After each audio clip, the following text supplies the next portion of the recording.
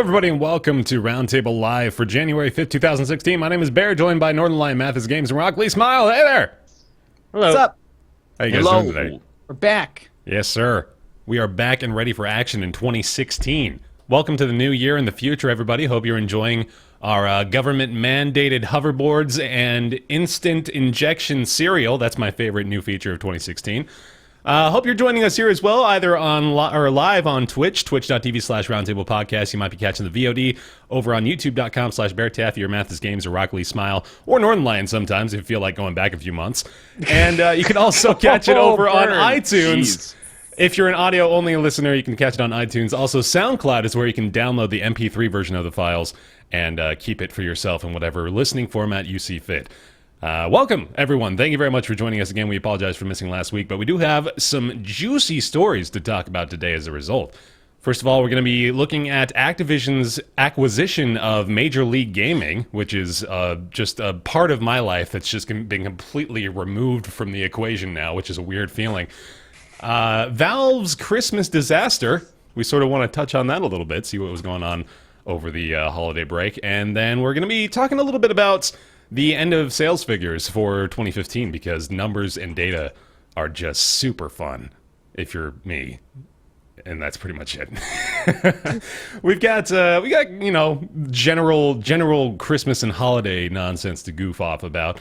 We got Nick's Weird Games coming back, of course, and then we'll have Ask Roundtable, which is a mystery that I just realized I failed to mention to you guys, but it's not that big a deal. You can do that right now, man. I could talk about the Australian Perth rapper named Mathas, who just dropped his hot new jams, Triple J Unearthed. Tell me you're reading that verbatim.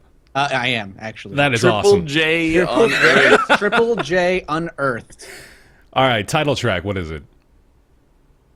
Perth rapper Mathas is the kind of modern, multifaceted artist that is difficult to pin down with any rigid genre boundaries. Oh, you can't pin him down, man. He's all over the place. He's wild. A ferociously talented songwriter, producer, poet, and performer. The genre bender's accolades include being the first ever rap or electronic artist to win the WA music industry's coveted Song of the Year award, being named in Triple J presenter Dom Alessio's top 10 tracks of 2013. Oh, right. Triple J is a radio station. That's a it's a radio station, I've learned. Right. It is a song of his. It's called Enforceless. Enforceless. You've always been about avoiding the enforcers, man. Enforce space less. Enforce less. Enforce less. Oh, damn. It's a statement, but also... You guys, you remember when we were at PAX East, right? And Mathas went up to every single enforcer there and was like, what? You can't hold me down. I can't be pinned to one genre. I'm Mathas. I also, you know, as the convention ended, I'd sit outside with my stack of CDs and I'd do the touch it, you buy it thing. Yeah. Oh, you would check out the CD? It's $5, dog. That's it. $5. Triple J called it the hottest mix of 2013, even though it was released this year. It's so good that his YouTube channel is called Official Mathas. That is really good. It's like he's actually taking aim directly at you. His video's from 2013, though. I've been around since 2011, bitch, so fucking... Yeah, but he only started caring, like, in 2013. Yeah, when did you start caring? I'd never care. Major League Gaming has been acquired by Activision Blizzard to the tune of $46 million. Not really that much in the overall scheme of things. Nope. Yeah, that's not a big purchase or price tag. The acquisition was formally announced this week. There were rumors of it earlier on a few days ago. But now official, Activision Blizzard, and it looks like they're going to be purchasing this and sort of putting it under the branch of their media division as opposed to, like, you know, an actual Activision presence. I don't know really what that standard would be anymore, but there's obviously a lot of different diverse areas that Activision is trying to tackle now. They're going to rename this Activision Blizzard Media Networks. And sort of the big storyline behind it is what they're saying about this acquisition is that they're trying to turn MLG into the ESPN of esports, which we've heard before, right? Yep. Heard before a couple times. Do we need that? Isn't there already, like, an ESPN of esports in its Twitch? In ESPN? Well, the ESPN... Sort of with ESPN a little, yeah. But, like, there's already... I mean, I guess the difference is that ESPN doesn't just show live sports. They also have, like, sports variety content. But, wait, I mean, like, 90% sports variety content, I guess. But, I kind of think that it already exists in Twitch. I thought MLG, through the tournaments, Yeah, so I guess it's important to sort of, I guess, explain what they mean by that when they say they want to be the ESPN of esports. There's a lot of things that ESPN brings to the table. I think they're really looking to try to become just like the hub of all things competitive gaming would be, I think, more of an accurate description, which they're not really looking like they're going in that direction being bought out. Well, they were having issues, MLG. Yeah, definitely. MLG was really in its heyday back in like 2012. I remember that being like they had like MLGs all over the country, and those slowly started to die out. Back when, so MLG was like the home for StarCraft 2 tournaments. Back when StarCraft 2 was like the big esport. Yep. Then League of Legends had its own MLG tournament, but they broke away and did their own thing. And Dota 2 only and I say recently, within the past year or two, had an MLG tournament, but their main thing is the international. So their MLG's biggest games were like, first-person shooters, Halo, Call of Duty, and StarCraft has fallen away. So they've kind of like lost the big guns that bring in the biggest viewers. If you're not bringing in the biggest LoL competition or the biggest Dota competition, as of right now in this industry, you're not getting much. So Right. I wonder if with Blizzard buying it, it'll be their Activision Blizzard buying it. It'll be their big vehicle to kind of bring Overwatch to us as an esports, and Hearthstone and Heroes of the Storm, even though that's kind of struggling as an esport right now. That'll probably be what I would assume they use it for. But yeah, MLG, after StarCraft 2 Heart of the Swarm came out and that competitive scene started to die off pretty quick, MLG also started to kind of die off along with it because that was one of its biggest things. Yeah. So you're sort of pointing out what I think is one of the biggest problems for me immediately, which was that there's clearly going to be a bias for representing certain games now with Activision holding the reins here, right? Yeah. So you can't look at MLG as a neutral competitive platform anymore. Well, I mean, they were never going to get LoL or Dota to show up. They were going to have their own little tournaments for them. Dota's little tournament at MLG wasn't huge. So it's not like they're going to lose that. I'm sure they'll keep Halo and COD and all that stuff because that's probably their biggest stuff right now. What else do they need to add? Bring in Rocket League, I guess? Like They tried. They certainly tried, yeah. But seriously, like what else? Like the biggest esports out there right now don't need MLG. They have their own thing. Right. So what are they going to do? So it'll be a great platform for them to show Exactly. whatever their newest game is. But That's I'm all. assuming for them for profit reasons, if there's another neutral game that comes out, why wouldn't they want to bring it in? Because I'm sure it would make them cash. Yeah. So, I I mean, think like $46 million seems like chump change. I mean, Activision just bought the King. That was it. The Candy Crush company. We talked about it on the show. I think it was like $2 billion or something. Yeah, it was something stupid. Like, well, let's check it out. I thought Yeah. it was like 5 Activision King purchase, but yeah, 5.9 billion. Oh God. Okay. Yeah. Crazy, I remember right? that now. And Yeah. then, I wouldn't assume that MLG is worth even close to the same as that, but I'm just saying, like, relative to the recent purchase, that seems like chump change. Maybe to just have like a brand that already exists with clout in esports. Like kind of the infrastructure is already there to throw tournaments, and then they don't have to worry about MLG's selection process of like, is this game going to be selected? Is this game going to be dropped at any given moment? So, I mean, it might just be a kind of a shortcut for them to get some legitimacy, and I kind of agree that it seems to make sense, considering Overwatch is coming out, maybe a good platform for Heroes of the Storm, and also, I mean, Call of Duty is still huge on MLG, right? And that's obviously that's Activision. It's got to be their biggest game now, yeah. And I think that explains it a lot too. Is the fact that Activision is, Call of Duty's under the Activision umbrella as well. And I remember, like, years ago, of course, I've mentioned quite a few times I used to be really into the MLG scene. I went and competed in one of the events, and I watched, like, every single one. This was back when Halo was popular, so it was probably 7 or 8 years ago. But even then, MLG, they were at the forefront at the time. But they had a noticeable falling out that sort of just began putting the writing on the walls. And it sort of started when Halo began losing popularity. And once that sort of took a nosedive, they had StarCraft 2, as Mathas mentioned, for a while. They tried things like Shadowrun, the old FPS Shadowrun that was sort of popular. Huge disappointment. Yeah. The game was such a cool. Yeah. Anyway, continue. What Sorry, was ridiculous about that too was that not only was it a new competitive game they were introducing that was like desperately trying to field competitors, but then like in the third tournament, the people that were winning every single Halo tournament just decided to sign up for the Shadowrun tournament because they could, and they fucking won. It's like That's awesome. funny. they really were losing out on their competitive edge so early on, but all the same, I think that was when their downfall began. They've been in tremendous debt for years. That's not any hidden knowledge, you know. Like you can look at their annual reports. Yeah, so. And I know, chat's like they still have StarCraft, and I understand they still have StarCraft, but like, and I know that's where they run the WCS, which is Blizzard's main StarCraft tournament. But you don't understand, StarCraft is a shadow of its former self when it comes to the competitive scene. There was a time where StarCraft was right up there in the top 3 on Twitch all the time. And that's just not how it is anymore. And I think that helped contribute to the downfall of MLG because MLG was like the prime place to go watch like StarCraft tournaments, and that went away.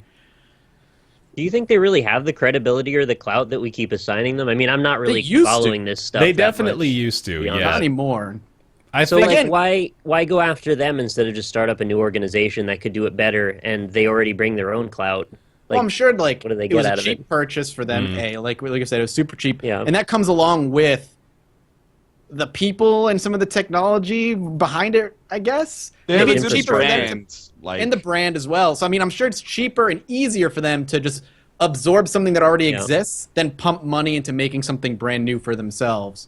Like, definitely it has like probably the highest recognition of any esports brand that I can think of. Like ESL might be bigger. They were purchased for I can't remember if it was more, but definitely MLG is more like instantly recognizable for a lot of people, I think. It What almost about just boils internationally, down. It almost just boils down to like the retaining a customer versus getting a new customer argument too. You know, it's like this is already here. We might as well work to sort of salvage what they've got left. But if it has a reputation problem, that actually does more harm than good. And most of the time when I hear of MLG, it's usually to make fun of them or to, like, 360 Noscope. Yeah, it's Doritos definitely got jokes. that connotation to it, right? And that's still hanging around. But they That might just be me, though. No. You're right. That, I mean, colloquially, MLG is just basically associated with stupid gamer memes, right? Right. It's a lot of first-person shooter memes, but I do think like they have the budget to turn that name around. I don't think it's so in the dirt that it's impossible to drag back. And you have to think too, like, and this is a game I totally forgot about, but a really big growing esports scene is CS:GO.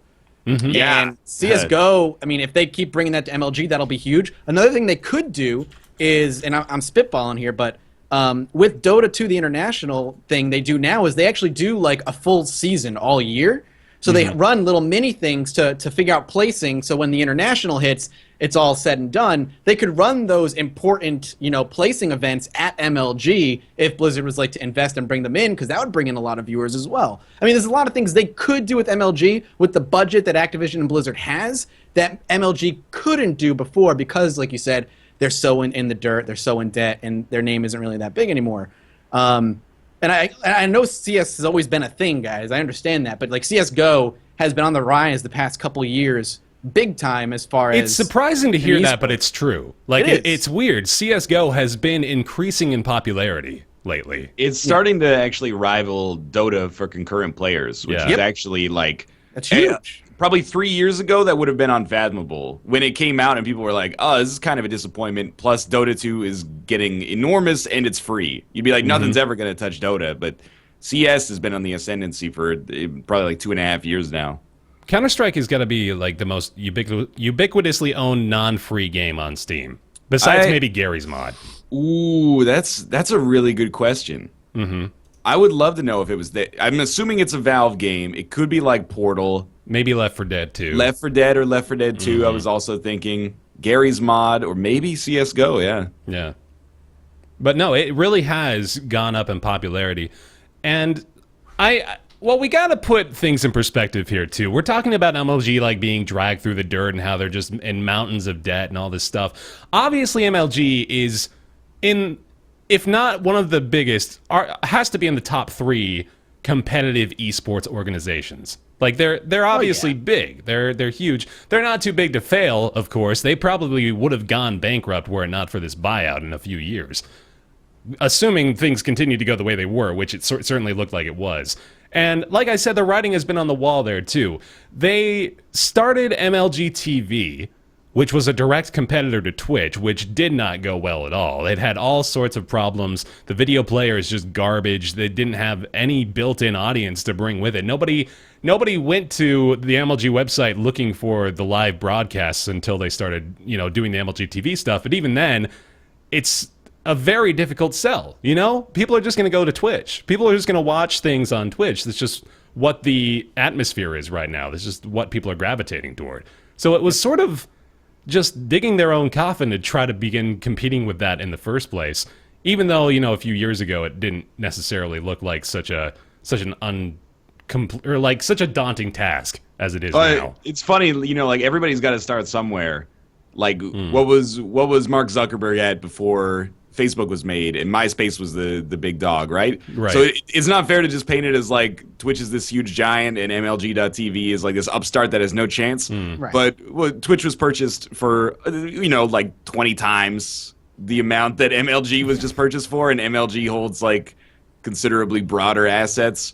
It's just kind of funny, I guess, that the competition went so awry, I guess. Yeah.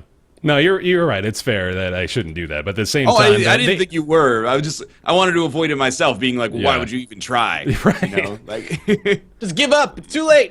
yeah, someone's already done it. Yeah. Yeah.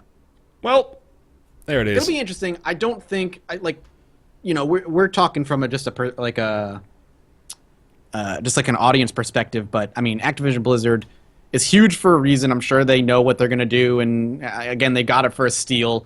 I think it's easier for them to do what they did, and I fully expect to see a rise, at least in MLG, like production quality and making them more visible and maybe making them a contender in some regards as far as viewership is concerned. Mm-hmm. Yeah.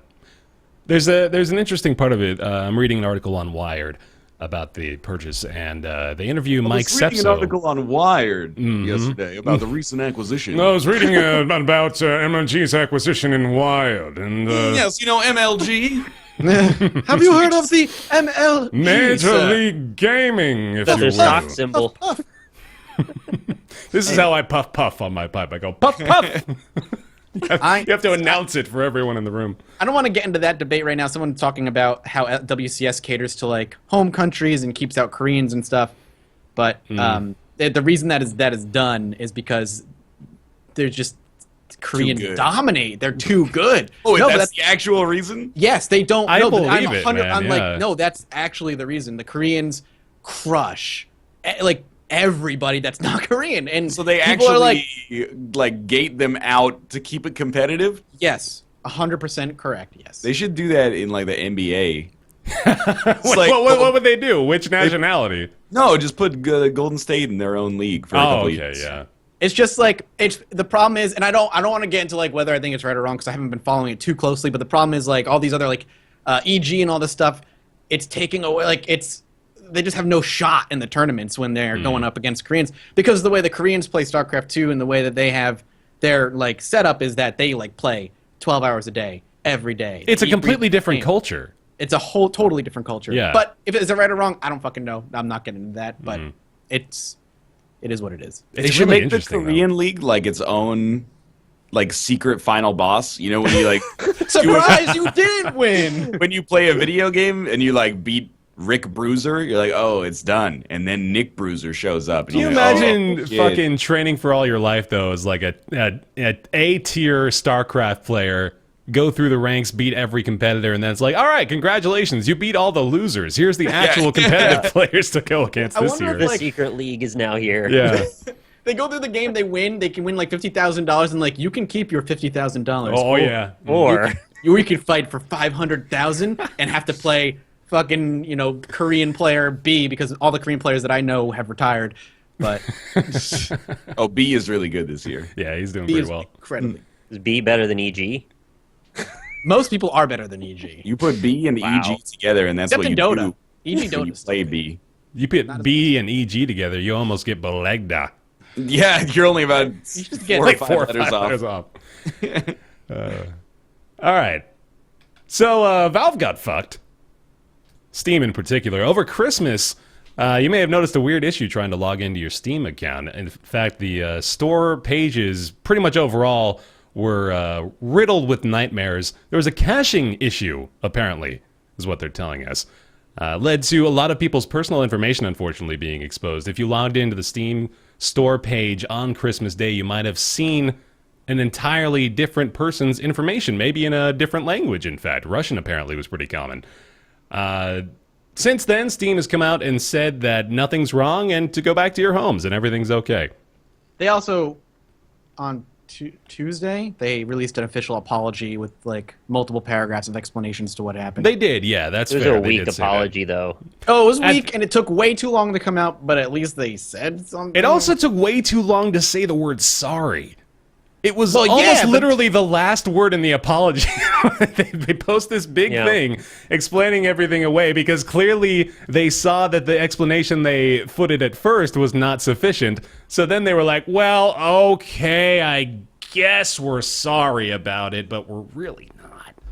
The reason I didn't take it as a sincere apology is because it was sort of intellectually dishonest in that they ignored the reason this is really a problem, and that's that some of the information that they gave out, well, it might be somewhat innocuous in and of itself. It can be used to socially engineer ways to get into people's other elements of their identity.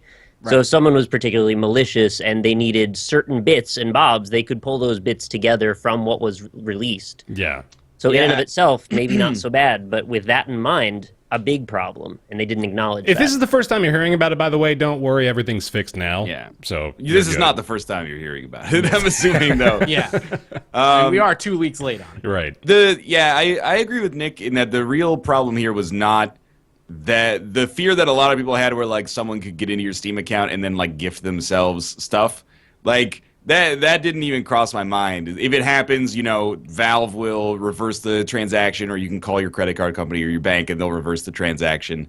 But the fact that like personal information, like people's full billing addresses were leaked is pretty unacceptable. But at the same time, and this is not excusing them, only 34,000 people's information was affected, supposedly. And it's kind of a good wake-up call to be like, okay, so this is yet another platform where I will keep no personal information at all stored. So as soon as Steam was back up, I was like, okay, don't save payment information, don't save credit card or like banking details, and I'll just enter my own payment information every single time. And it's just another day on the internet, basically. I hate hearing that argument, though. I hate, if you don't want your information stolen, you shouldn't put anything online because nothing's safe anywhere. Go hide in a hole. But it's not like, I mean, companies ideally would have perfect security, but there's always going to be like freak accidents like this that happen. Like, you know, Patreon got hacked like 6 months ago or something like that. Like, I don't think it was even that long ago. That might have been like October. Yeah, I mean, like even with like not best practices, but like pretty good practices, information's gonna leak out. So I think it's just another reminder to be like very careful with the information that you have online.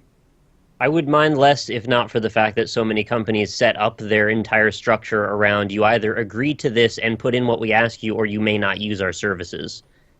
Which That's true, leaves you completely but out of the loop then. You can use Steam without putting your payment information in to be saved, at least. Some of it. I mean, you still have your email address, which had been leaked in that, and you have to have that, obviously, or you have nothing to connect to. I imagine there's a lot of other alternatives that happen in other platforms similar to that. So I don't feel safe with so much of this stuff, and you're forced to give it out, and you don't get anything in return other than risk.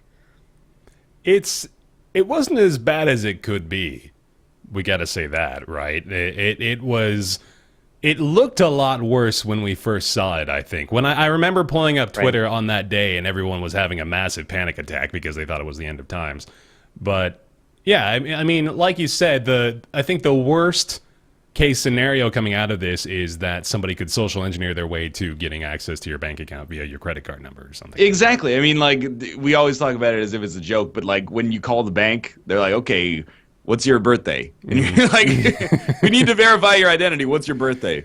There's only like two kinds of security questions: the ones that are like easy to know, and then the ones that you don't even remember because they're like, well, what was the name of your third grade teacher? Third grade teacher. Who remembers that? Who's got a scrapbook? That's that was Mrs. Buttersworth, and then a fourth grade teacher. Mrs. Buttersworth, I have her in my fridge right now. The thing that bothered me even more so than the leak, which the reason that they gave for it makes sense. They were under denial of service attack, and then they changed their caching protocol, and it basically just. But did they? I mean, I know they were threat under DDoS, but I don't think they actually got DDoS. No, they had 20 times more traffic during that day than they had on the average day of the Steam sale, which is probably like already several fold over what they get on a normal day, I'm assuming. So apparently it's like a standard DDoS like mitigation technique to do that. I don't know enough about that to say whether or not it's true. You're pretending not to know enough about that. Well, you yeah, fucking exactly. DDoSer. But joke about that on Twitch and see how they feel about that. Well, now I've just completely forgotten what I was going to say. But I was more pissed off like to see people on Twitter just like refreshing account details and then being like, check out how much money this shithead's got in his account, and like posting screenshots of it. And I'm like, They're man, kids. you're You gotta like, know they're children. no, dude, some of them were like openly 28. I've been hearing a lot about Ryan's Twitter timeline lately, man. And they're like, man, like definitely do not do that. Yeah. I mean, get that it's kind of funny, but also I was kind of like a little vindicated when Valve seemed to imply that if you actually tried to go to your account details, there was a risk that your account details would end up in the caching. I can explain in better detail what the problem was. Would you please? Please, yeah. So every time you look at a website of any kind, it essentially drops into this little pool. And that pool is normally just a little closed-off area that only you can see your own stuff in, and then eventually gets deleted. This is a super simplistic version of this, obviously. But in this case, the caching protocol that got broken basically put everybody's pool into one pool. So you were accidentally seeing other people's rendered pages. So by seeing something, that meant that page is now up for being seen. So if you look at your own credit card information, now that page could be seen by someone else. That's why the recommendation was don't look at anything and nothing of yours will be seen. It's a very obtuse thing to explain to people that aren't really paying much attention, which is also why I was a little pissed about all the disinformation and confusion on Twitter, which is, again, why it was so important that they make some sort of statement about what's actually happening right now. Because this is not a thing that most people would guess at why this is a problem. And then they're just having fun with it. That's Valve's biggest issue as a fucking company, is they're just not communicative at all. They don't talk. They don't say anything. They don't have to be. Yeah, but even they're like just... Their Steam support is trash. Yeah. Like, getting anything out of them, even their customer support, which exists to speak with customers who are having problems, are terrible. And if something that big happens, you should say something. Wasn't it like 2 weeks ago on a podcast we were joking like their support is so bad that they're giving people coupons to turn on two-factor authentication because they'd rather like pay people directly. They'd basically rather pay a person like $15 to turn on two-factor authentication than invest in more support staff. Which is probably financially sound for them, but kind of hilarious for a company makes of this sense size. for them fiscally, right? Which is the worst part of it. Like, yeah, we'd rather not help you more. Because it's financially sound. I'm sure they use a ton of resources, the limited like customer service resources, getting people's hacked accounts back to them, but based on the fact that when you see people tweet about their accounts getting stolen, they're like, well, my ticket's been open for like 3 weeks and nothing's happened. Yeah. So I had my account stolen once. It took them about a week to deal with it, but they did sort it out at the end. And that was back in like 2013 too, right? Yeah. 2012. So now I'm not sure it's worse, but I've heard it's worse. Man, you've kind of had to go through a lot of the worst customer service feedback loops, haven't you, Nick? Like, I remember back when you had to deal with the AdSense nonsense, too, a while ago. Oh, yeah. It's just shitty luck. It's not anybody's fault, but, it could happen to anybody, I guess. You trying to talk to someone at YouTube about your AdSense woes, I can imagine. That was a lot of fun. I basically initially just gave up. Yeah. Like, it was like, okay, so there's a wall in front of me that I cannot overcome, and then I just got extremely lucky that they freaking Kotaku wrote an article about my channel and saved the day. How many thousands of people would never have had that happen by random chance? So YouTube that is is worse. a problem. Google is worse to get a hold of than Steam is. They're terrible. Yeah. I actually had to drop my entire first channel because of something similar with Nick, where like either an overzealous fan or whatever got super clicky, and I had to drop my whole first channel and move to a new one to even get partnered. But Don't now give if you anybody have ideas, though. Don't do that. Don't do that. If you have like over a certain amount of subscribers now, I think they'll talk to you.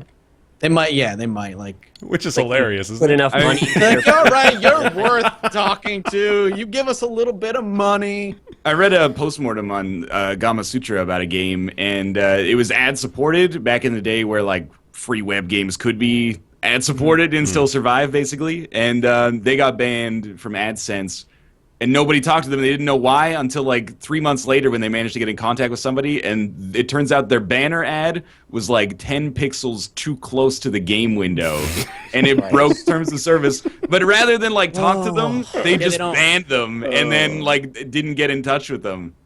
Well, in my doing rounds of discussing this issue with the many people that also found they had this issue, I found out that a common trend was that people got very near to the first Google AdSense payout, and then all of a sudden found a problem where they didn't get their money, which I don't know if there's anything to that, but it's pretty shitty, you know, to get to $95 out of the 100, and then all of a sudden you don't get anything. It's sort of a little too convenient, right? Yeah. I remember, speaking of Kotaku, I remember them running an article maybe a year or two ago about how Steam is not happy with their customer service rating because they got an F from the, what was that? They want at least a D. Yeah, you got to give them at least a D. Everybody just wants a little D. But I don't know if it's getting any better. I think it's still just got to be at the bottom of the priority list. And looking at them as a business, I can't really fault them too much for that.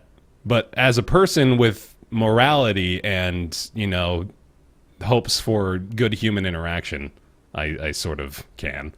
I think it's a problem, or not necessarily fair to say that a Steam account is an investment. Like, it's not like even people these days have Steam accounts. I mean, we probably all have Steam accounts that are worth in the thousands, if not maybe even the tens of thousands of dollars, just based on like promo copies that we've gotten and the stuff that we purchased over like 5 or 6 years on the platform. And that's you know. Yeah, I mean, I'd rather not point that out, but okay. Right. I mean, I thought it was obvious, but no, I know. No, on my account, I only have Portal 2, and The Binding of Isaac Afterbirth. And Rocket. Exactly. But you know, it's the kind of thing that warrants good customer service. Like if you're locked out of something that you've put like 15 grand in or something like that, like you need to be able to get back into it. Yeah. Yeah. Like thinking. Our job hinges on Steam. Yeah. Oh, well. Yeah. Kinda, yeah. Yeah. To a really large does. extent, Like we could still do it. But if Steam just disappeared. This is a fun hypothetical. What would happen? If Steam just disappeared tomorrow, what would happen? I'd cry first. I don't want to be that guy, but like it can't. Come on, man. Just play Like a game with me. In what world does that happen? In a I'll play world the where Valve implodes. Right, with their like $3.5 billion in revenue. No, I'm literally this talking year. about like a fucking black hole shows up in Bellevue, Washington, and just sucks Sucks the all building in. up into the sky. And Gabe Newell is just like, bye! Half-Life 3 comes with me. Dude, can you imagine if, like, let's say you made Rocket League, for example, and then Steam got sucked into a sinkhole or something like that, and then you're like, shit, that's like where the game was. Like, we figured you had it, so we deleted it already. That's sort of like that episode of South Park where the Kickstarter building burns to the ground. See, that's the scenario we're presenting to ourselves. What if? So the hypothetical that I would go with then is that in a few weeks or months, someone would figure out a way to emulate the Steam servers and then be able to authenticate your offline games and let you still play what you have downloaded. Shit, I don't know if you'd be able to get access back from the server, but at least the ones you have should hopefully stay. That sounds like it exists already. It seems like the obvious thing that would happen, and it seems like what Valve has made the statement that they would make happen in the event that they weren't able to keep providing the service. Yeah. Steam goes down. It's the rise of UPlay, everybody. There we go. That's what we The need. Terminator. How about Rise of GOG Galaxy? It definitely would be a huge benefit for GOG. And as a distribution platform, Green Man Gaming for sure. Mm-hmm. Green Man Gaming could finally be like, we don't have to offer like 30% off of every brand new game to get customers. We can actually turn a profit on game sales. All right. Well, talking about more sales, this is going to be fun. We're going to play a little game here. It's called Guess the Game. See? I'm going to get some coffee. I'll be back in 2 seconds. Sounds Ryan good. don't Right. want to play no game. I've already seen the results. Yeah, he knows what we're talking about here. Here in front of me, I've got a list of the best-selling games on Steam in 2015. There's a list of 25 of these. And chat, I want to play along, but I don't want them to help you guys out. So it's going to be Nick and Mathas playing this game with me here. They're going to try in as little time as they can to guess the top 10 selling games on Steam in 2015. Ryan, they're guessing the top 10 selling games on Steam in 2015 right now. The one thing I want to say is that this is the Steam Spy data is only from April onwards. Okay. So it's not technically the full year. Good. Okay. I'm glad. All right. Ready? We are gonna hold on. I'm gonna get you like a proper timer set up here. I think I can do 3. 3 is Maybe good. 4. All right. Stopwatch is going. As soon as I say start, I want you to begin guessing the top 10 selling Steam games of 2015. Are you ready? Yeah. Go. Guys, you ready? Okay, go. Bring it. H1Z1, Daisy, Rocket League, Ark. 1, 2? You got 2. 2. CS:GO. Okay. I want to say Witcher 3, but it's probably not. Yeah, Nice. I'm proud of that. I'm so happy for them. I'm just gonna say Duck Aim and hope it's on there, but it's probably not. No. Fallout 4's got to be up there. Grand Theft Auto 5. What was big? Yep, GTA. Yep, GTA 5. Blah, blah, blah, blah. What else? What did I play this year and thought was shit? But I actually people bought don't it? remember anymore. But I'm Okay, gonna here we assume, go. like, Yeah, this is fun now. Metal Gear Solid 5. It's not Think up of there. sandbox games. Yeah. There's got to be hundreds. Mm-hmm. They're all on there. Did Rebirth come out in 2015? Afterbirth did. Rebirth was 2014. Afterbirth. 2014. Surprisingly, well, no, I guess it wouldn't have made the top 25. Terraria? It is up there. Yes! Nice. Victory Makes for sense. me. Oh. Personal victory for Nick Yeah. for that being. It is top 10? This is top 10. All right, so I'm gonna go with 2. Well, I doubt it, but Just Cause 3 on there. It's not. Thank Left God. 4 Wait. Dead 2?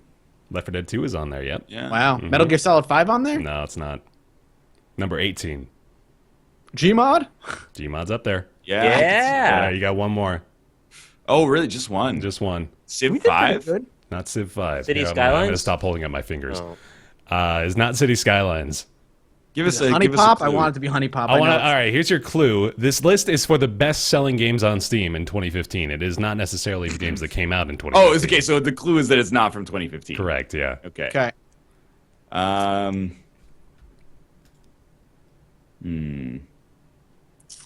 Is it Rust? It's not Rust. Thank God. DayZ. It's not DayZ. Thank God. Rust is Skyrim? number 24. It's Skyrim.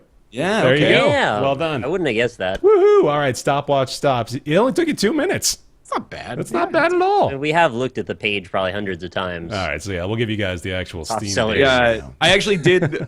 I don't know if you consider it cheating, but I went to Steam's like top sellers for right now, and then just kept hitting next until I was like, oh, that's.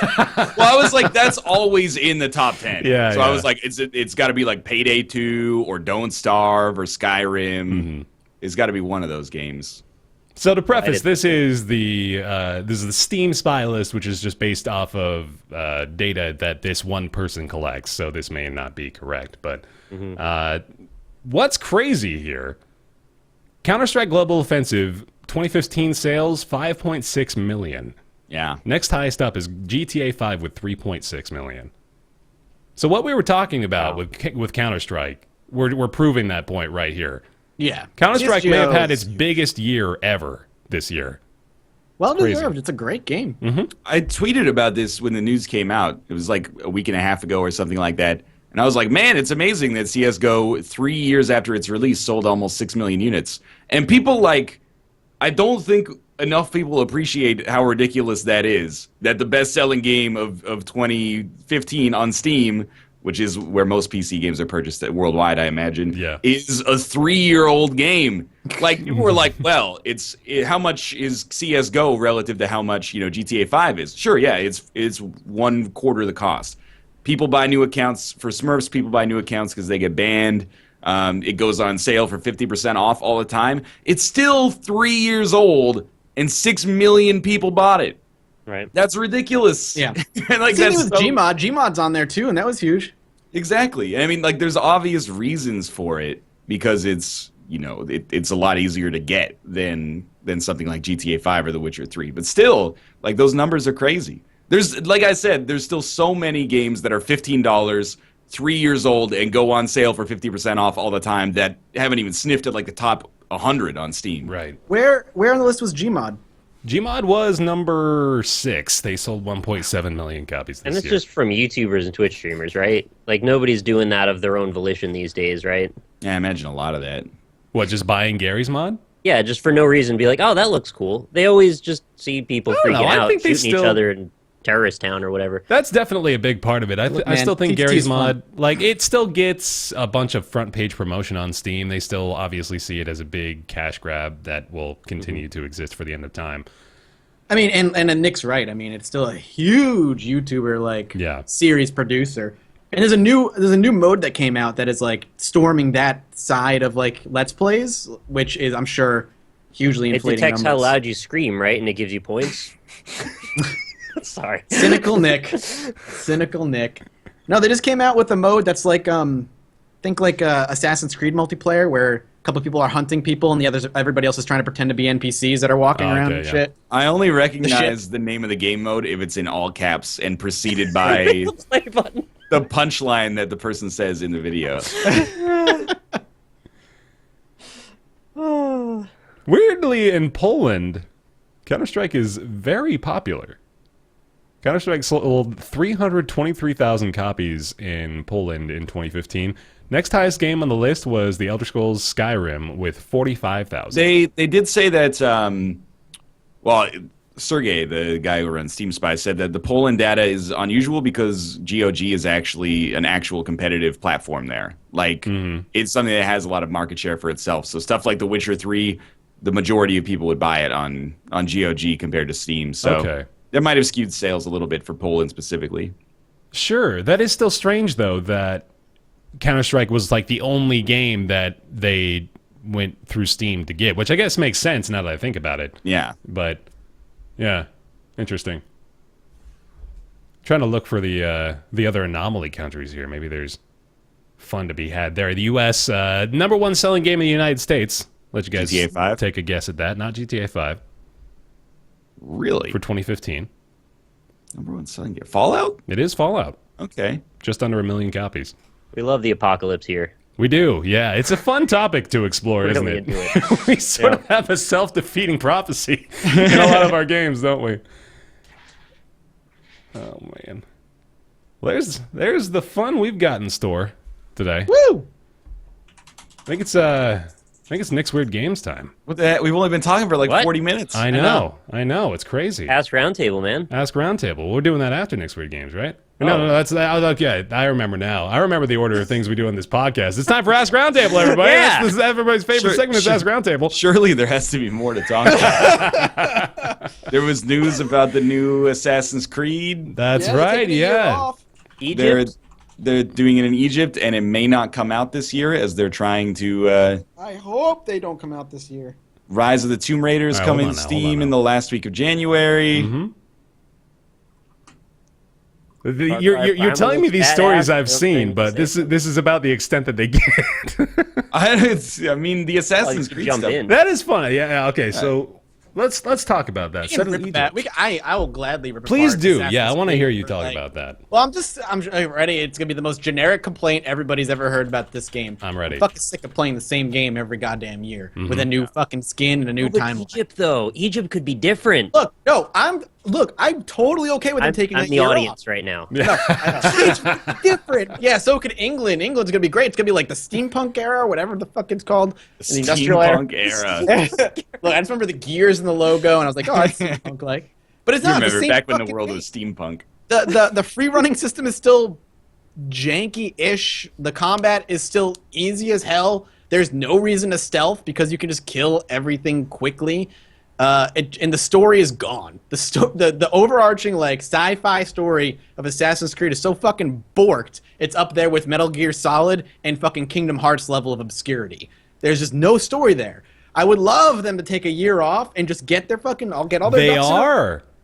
Right. No, that's what I'm saying. That's what Yeah, they are. The audience is gonna be insane. They're gonna go nuts. But like, I would love they take a year off, like they hopefully are. Get like everything sorted. Introduce new gameplay concepts. Maybe some new, I guess, yeah, Ancient Egypt's a new enough timeline. But get rid of the fucking story and start over, or like end the fucking story they've been telling since the first one and start something new in the same universe, if that's fine with them. But it's just nonsense. Like the story is stupid and the gameplay is the same, and that just needs to change. And Unity was so fucking broken, like it destroyed the sales of Syndicate. Like Unity was so bad, it destroyed Syndicate a year later. Was kind of okay. Yeah, it was definitely the same game we got 2 years ago. I feel like people are super justified for not giving a shit about Syndicate though. It's like when you're taking a class and you like don't work at all and you fuck up all your like midterms and assignments, and then on the final you get like an A, and your teacher's supposed to be like, well, good job. Like you put in the bare minimum amount of effort required to pass. Like literally, you're not going to get valedictorian.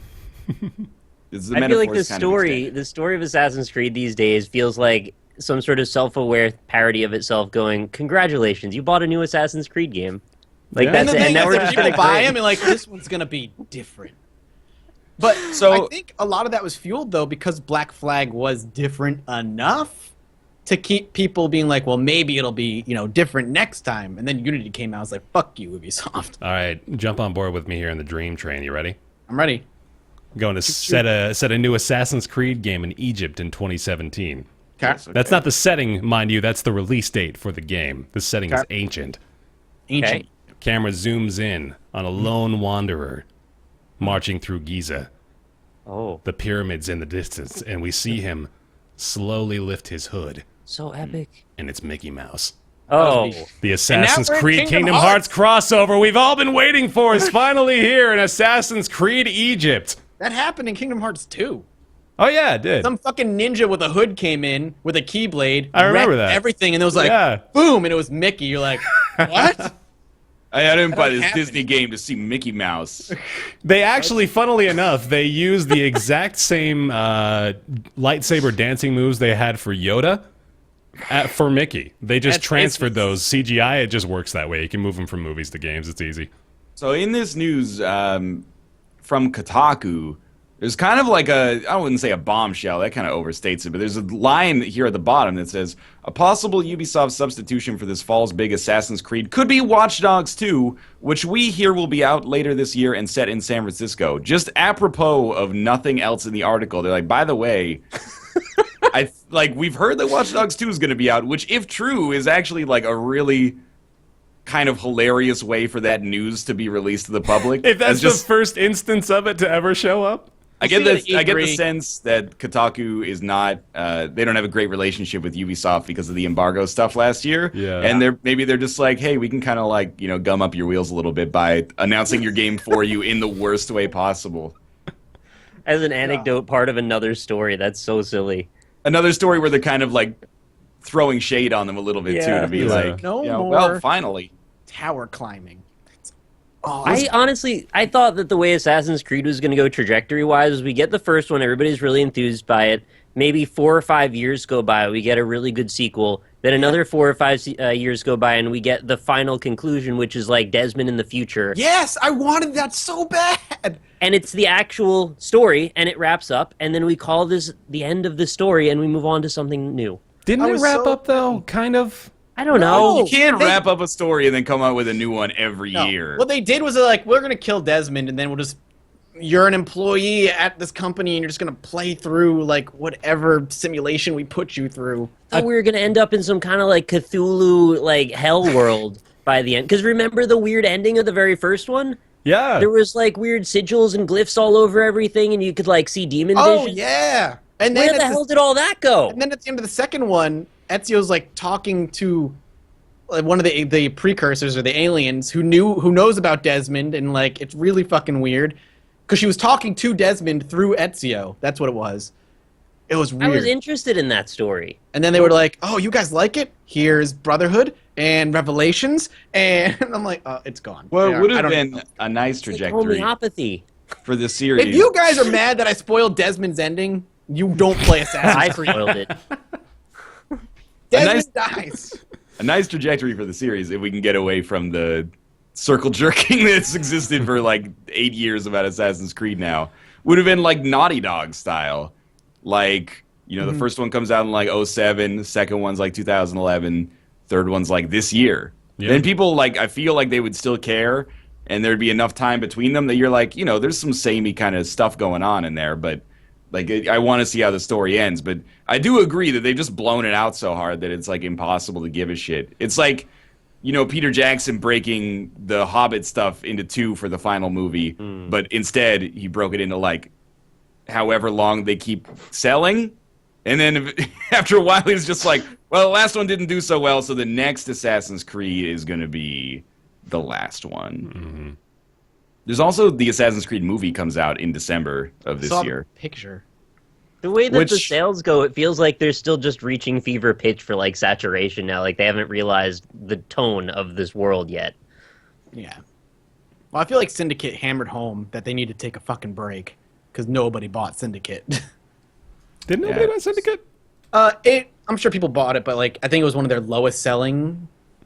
If I bought it, I would buy it for the memes, Yeah. mostly. Oh, yeah. I felt like Syndicate was one of those games where like I didn't judge people for playing it, but when I saw people tweeting about it, I was kind of like, "You're better than that, man." Not because it's a bad game, but because I never take this stance, but I kind of feel like its existence is bad for the industry, in the sense that it keeps encouraging Ubisoft to just iterate the same game every single year. Sometimes I don't- twice. I don't hate anybody for buying it, and like if you enjoy it, that's fine. But when people are like, "Wow, the new Assassin's Creed is a return to form," I'm like, "That's literally the best case scenario." Like that's That's They not should even be an better. observation. That's just standard fare now.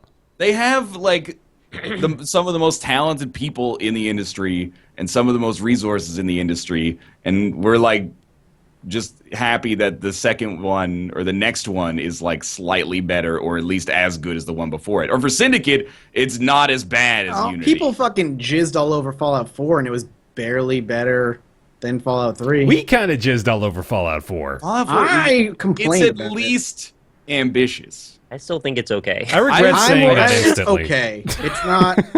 I'll go down that Fallout 4 train, but I think Fallout 4 is inferior to 3. It wasn't like they came out with Fallout 4 the year after Fallout 3. And we're No, like, they took it's the 5 same years thing. to create a game that is arguably worse than the prequel. But it's not the same game with shit removed or just like non-functional. Like it's a new game. no, they just took out things instead. I don't They know. just removed No, the I- RP. I think Fallout 4 is significantly different from 3 in New Vegas. Yeah, it's a shooter. Yeah. I'm going to skip ahead 2 years and say that we all can agree that it's probably average at best. I'm with Fallout you. 4 is so far above average. Whether or not it's a disappointment is something that people can debate based on how they feel about earlier Fallout games, but is I'm way diffusing the above outliers, average. though, that are saying this is the best game that's ever existed and this is a worse piece of trash that's ever existed. If we could remove those, we're going to come out somewhere in the middle. I think our perspective has changed a lot in the last year or so.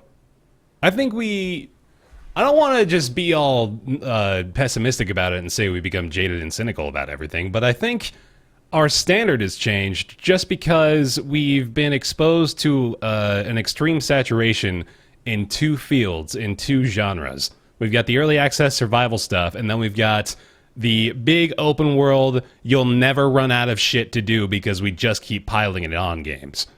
And we got a lot of those this year. We got Metal Gear Solid 5, we got Fallout 4, we got Just Cause 3, we got games. So it's weird to think about the perspective we have as far as what's good in those 2 genres anymore, right? Because we don't really have many differences to compare. We don't have a lot of things to discern one game from the other. They all kind of need to fit under a formula right now in order to be successful. And we can look at Steam charts and see that that is clearly working, even though there's issues with it that we have that are very valid issues. It's interesting. I'm not sure where to take that. Yeah. Yeah. I mean, like, I don't know. Fallout 4 is. See, I approach Fallout like a Fallout game. So, like, when I play Fallout 4, it's very clearly not a Fallout game. It's an open world shooter. And what I think of Fallout, what Fallout has always been, was an RPG with shooting aspects or mechanics that really heavily rely on like the VAT system and stats and all that stuff. When you rip that out, almost all of it, and the RPG isn't there, the story is mediocre, the side missions are pretty boring, and instead you have like a really good Doom-esque shooter. It's not Fallout anymore. It's just Doom-esque. It is Going too Doom-esque. far. The people who are making the new Doom. Oh, dude, worked Doom with them. 2016. Yeah, Okay. like the newer Dooms, Wolfenstein-esque, like, you know, You're heavy, calling it a big guns. hyper-frenetic, fast-paced shooter where you jump from kill to kill and rip their faces off. It's not that. No, the way the guns feel, the way the guns fire, I would say is very Doom-esque. Fallout 4 may be disappointing as a Fallout game. To call it average is to skew the scale like way too far to stuff like The Witcher 3 and Metal Gear Solid 5. Like, maybe it's average relative to those games, to like the literal agreed upon consensus game of the year contenders, but it's definitely not average relative to the average AAA game. I think maybe we're a little guilty of playing pretty much just the cream of the crop. What is an average AAA game right now? What would you look at as this is an average AAA game? Something like Just Cause. Just Cause 3? I was thinking Just Cause as well. Having not Just played Cause, it, yeah, I'd agree. but it's a new Assassin's Creed I would consider probably up there. I mean, think about the stuff that came out last year that people just completely forgot. You know, like Tomb the Order Raider. 1886. People didn't forget Tomb Raider. Just had a It's bad weird for me release because window, I but- really liked both Fallout and Just Cause, and I'm calling both of them average, so I don't know what I think. Just Cause 3 is a very good wingsuit simulator. Yeah. Mad about Max it. is another one. Mad Max was seemed pretty it's average. pretty average. It was a beautiful game. I'll give it that. Black Ops 3, Do we talk about that anymore? I can't even. I played it. I can't comment on it because I've never played it. I've I heard played it was about good. 4 or 5 hours of it. I thought it was really bad.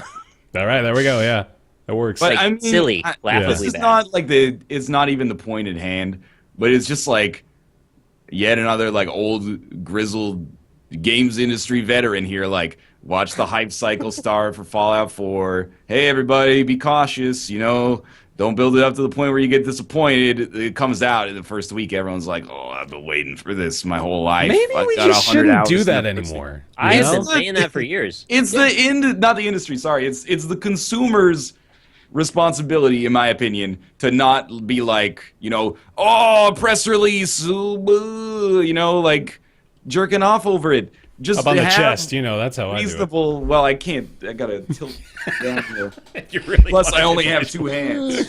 But like, it's just be more rational. Like, it's not, and no game that comes out is gonna be like, oh, this has changed my life. Maybe Undertale for some people. Wink, wink. I love but Undertale. I finally I'm beat just it. Nice. What are you it's winking so at? it's so frustrating to just be like, here it goes again, you know. I don't know what it's going to be this year, but I mean, eventually, if Half-Life 3 ever comes out, Yeah, it'll we be got that the same. pixelated Lambda. You see I will that? say, like, it's been a long time since a game has come out that has like absolutely knocked my socks off, blown me away. But Undertale did it because I didn't expect it, and it was just one of those things. And Witcher 3 did it for me, which, I mean, again, subjective, I know, obviously, but I think Witcher 3, for me, and what my personal tastes are, blew me away. I adore that game. I'm still playing it. Remind me here, Witcher 3 didn't really have like a huge media hype train. I disagree. No? I don't remember, to be honest. I think it was subtle but effective. I remember coming back from PDXCon, and there was a PR rep there from Evolve PR who handles CD Projekt Red stuff in North America, and they announced The Witcher 3 while PDXCon was going on, and we were flying back together, and I was like, "So you guys are going to make like $1 trillion, right?" It's like, "Yeah, this is going to be like easily the biggest game we've ever come out with." Like The Witcher 3 was huge in terms of its pre-release stuff. Maybe got dwarfed a little bit this year by Fallout 4. But I think it was probably as anticipated as like Metal Gear Solid 5.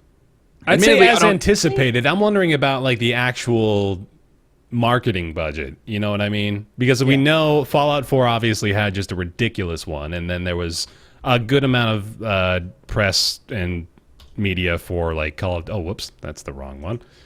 Call of Duty had it, and then Halo even had a good amount of marketing buzz. But I don't remember a ton of Witcher 3 ads. Well, I'm thinking of like Destiny stuff, and I felt like Witcher was kind of like an underdog in the same world that kind of marketing level goes on. And Destiny is literally the most expensive game ever made. Sure. We can't hold everything to that standard. Yeah. A lot of that probably went to marketing. Destiny's budget. Well, all the same. Assassin's Creed is going to get a new game in 2017. How do you feel about the idea of just like a Watch Dogs 2 kind of like plopping out? I want that to show up, actually. You know what? Watch Dogs has mixed reviews on Steam, and I think that's bullshit. I'm gonna take the fucking soapbox for Watch Dogs right now. Watch Dogs was really good. Whoa, okay. See, I'd call it mediocre. Watch Dogs was a fun-ass game, man. I would call it average. Yeah, I would call it average. I'm angry and I demand answers. I played Watch Dogs, and I kept playing it, and I finished it. And that is like the biggest fucking mountain of praise I can give to any game ever these days. Any sandbox game, especially. Especially, yeah, because that might be the only sandbox game I've completed in like the last 2 years, besides maybe Far Cry 4. Why? We're in like curiosity. I don't know. I have no idea. That's what's weird. What it is that I think that's that's like maybe even the idea that I was trying to get to when I was talking about how we have a different standard for these open world games where you have a bunch of shit to do all the time. But Watch Dogs, well, okay, let me think back to when they were initially making promises, right? So this was probably E3 2012 or 2013. I think it was 2012. When they were starting to show us, like, look at all this awesome shit that Watch Dogs is going to bring to the table. And obviously, that was blown out of proportion. But a lot of what they said, I still got out of Watch Dogs. I got, like, that sense of cool control over my environment. It wasn't this mind-blowing fucking dystopian 1984 control shit that we all thought we were going to have. But it was still pretty cool. And then they've got a decent story, kind of cool characters, you know? Like, it's nothing... Hold on, let me stop you right there. Okay. The main character was dumb. No, I don't want to go too far over the top, but the main issue I have with the game, beyond the marketing promises that didn't come true, is that like I don't care about any of the characters in the game, and at worst, I'm like, these characters are like just caricatures of they're assholes. Like Aiden Pierce is a dick. And then wasn't Aiden Pierce kind of like a walking hypocrite? Like he was just like a dick, but he was during like the very cutscenes, he was unstable and power hungry in a weird way. Murders like dozens of people because someone that he loved got murdered, but somehow they don't paint that as like a Mad Max like corruption thing. It's just like you got to do what you got to do. When someone kills your family, you got to kill other people's families. I don't want to be the guy who says, "Look at every plot ever." And see the amount of gratuitous murder that the protagonist gets away with, but... It's only because they took it so seriously, and it was played, like, without a single, like, bend of self-awareness. Like, Aiden Pierce is gonna hack the planet, because he's, like, a vigilante, but, like... Also, they set the bar too damn high the first mission, you take out the power of that entire stadium. Like, you can't start there and work your way up, because there is nothing bigger than that. Well, because after that, you break into some guy's apartment and steal a motherboard, you know? Right. Like, that's pretty big. I remember, like, the E3 stuff, the stuff that got me wasn't, like, the over-the-top, like, graphic problem. I remember, like, them showing at E3, him going into the bar, and him being on TV, and the person, like, recognizing him and recognizing TV, and all this, like, kind of branching story stuff happened. I'm like, That's not how the game plays, Yeah. like at all. Yeah. They set So up many that it was like a people, new like- paradigm for interactivity, but in the end, it ended up sort of like about as interactive as GTA 3. Maybe a little bit more. Maybe a little more, but not like GTA 5 by any stretch.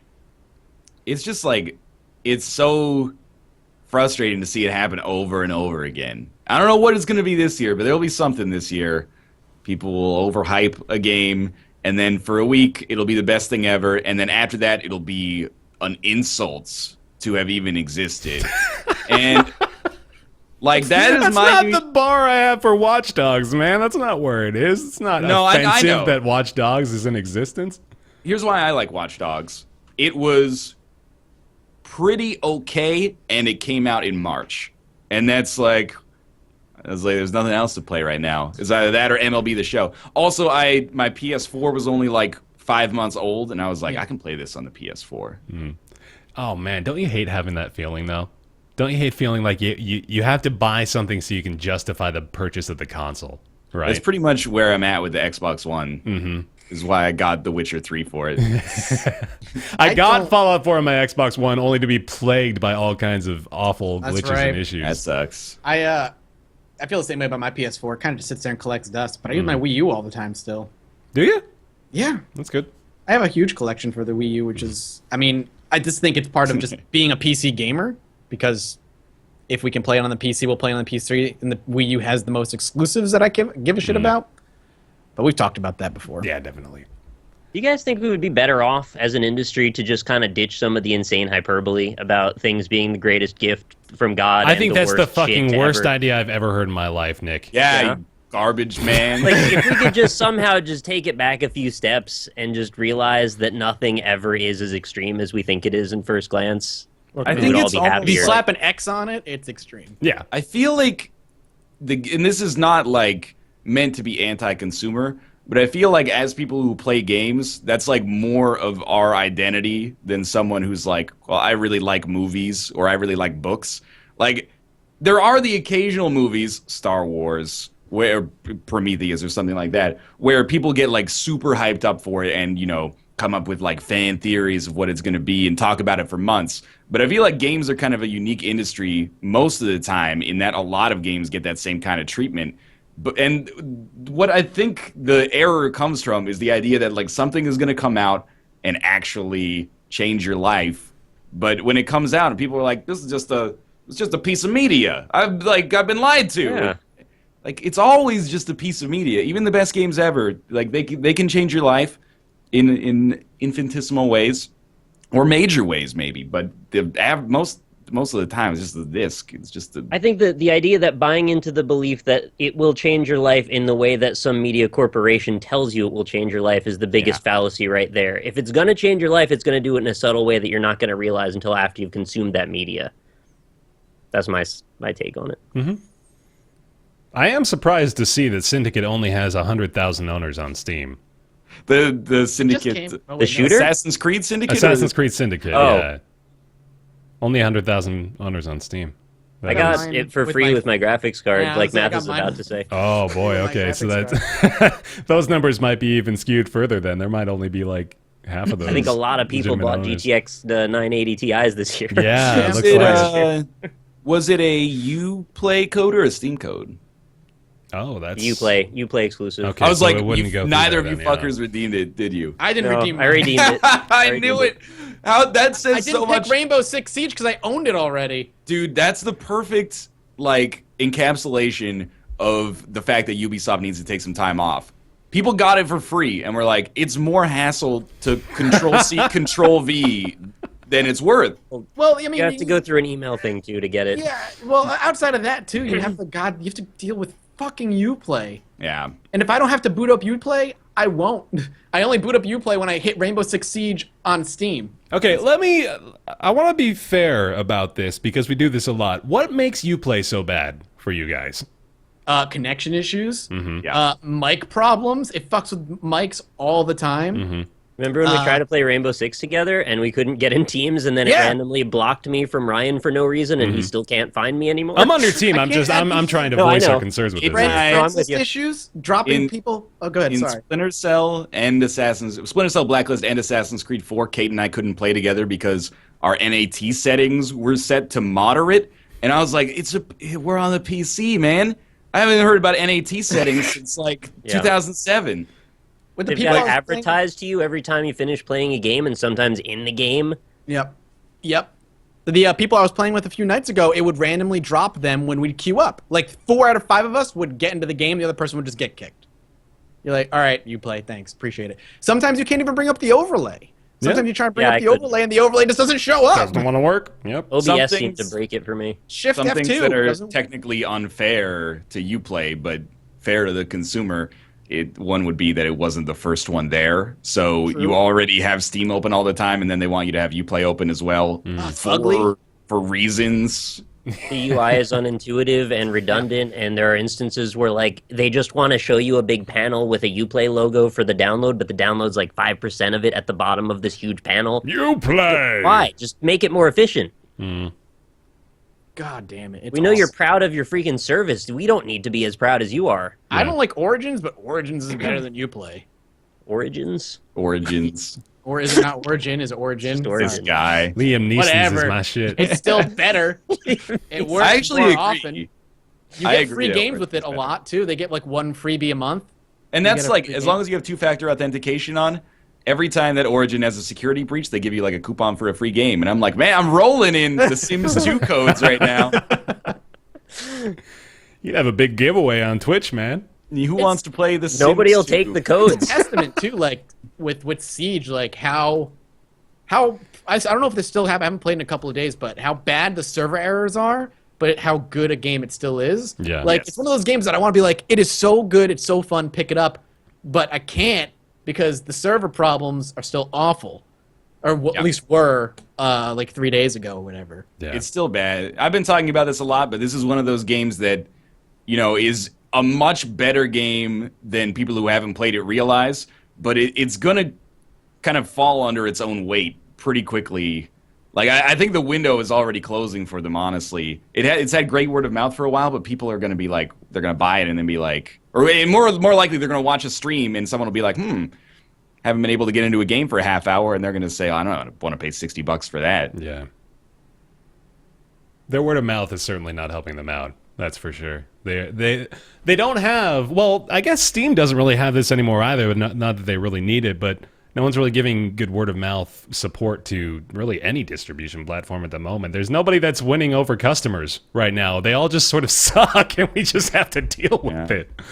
Steam is the best sales, so people are on board for that. Yeah. The least of the evils is Steam at the moment. And I mean, to their credit, a lot of things that we pointed out that are wrong with UPlay, which are preventing us from wanting to ever go to UPlay in place of it, are things that Steam is doing right. Steam has a good UI. Their interface works 99% of the time. They've obviously got the market locked down, so there's a big plus to them. I mean, they're overall, it's a pretty good distribution platform when you think about it. Yeah, I mean, people are saying GOG. GOG is a good secondary option. Mm-hmm. As long as you don't have to deal with support, Steam is okay. Yeah, as long as you don't have a problem, you're good to go. I appreciate that they took an effort to try and streamline the issues a little bit with where you have to open a game through UPlay in Steam. Whereas if you're using Steam Big Picture, that would have been a bigger problem, and now it sort of all happens behind the scenes. You don't have to log in, per se. It's linked to your account, so it actually happens directly. And I was thinking, why can't we just actually integrate UPlay and Origin and GOG into tabs in Steam? Yeah. Just have them as interchangeable sections within your Steam library. And maybe Origin and UPlay doesn't even have to know about it, right? Like, this could all happen inside of Steam. Yeah. Ubisoft doesn't have to know. We don't have to tell. But Ubisoft doesn't know. They don't need to play along is what I mean. They don't have to do anything. That would be a dream world. Then integrate all the old distribution platforms, give the option for people to customize the interface more and let people make it their own thing. I imagine a little bit of that would go a long way. And then fucking let me play my PS1 games on my PS4 while you're at it. Let me do that, man. Well, you can buy them again, right? I guess so. I want to play Theme Hospital, though. That's what I'm missing out on. You can get that for free on Origin. Yeah. Oh. Well, there we go. New customer to Origin. Yeah, good old Origin. They got my back. All right. I think we're safe now to jump into our Ask Roundtable Have we topic. talked enough? Have we met our quota? Sorry, I'm just trying to give the people. what No, they that paid for. worked. I like that. That was a fun one. But we are Talk going to go about to... my amiibo collection. I don't want to. Ask I absolutely Roundtable is don't everybody's wanna talk favorite about that. segment where you email in questions to roundtableyt@gmail.com and we ask them, or we answer them. We ask them again and hope that the audience can answer them because we don't know. Today's question is, Dear Bear and crew, how mainstream do you believe Oculus Rift-related hardware will become? Ooh. First in gaming, Question. then second beyond that. This question is from Suki. Thank you very much, Suki Akure, for your question. I apologize if I mispronounced that. He gave a couple examples here as well. He says, for example, the applications, in my opinion, could be vast, from 2.5D webcams allowing you to be present in a board meeting a world away to a Google Street View app where you can log on and look through the camera of a Google Tour vehicle that drives around 24/7, which sounds fucking awesome. I can look in people's houses. Yeah, that's what I've been waiting for. But more prominently, how do you guys see Oculus Rift and maybe even other VR hardware faring in the mainstream for the first little while and then maybe a few years down the road as well?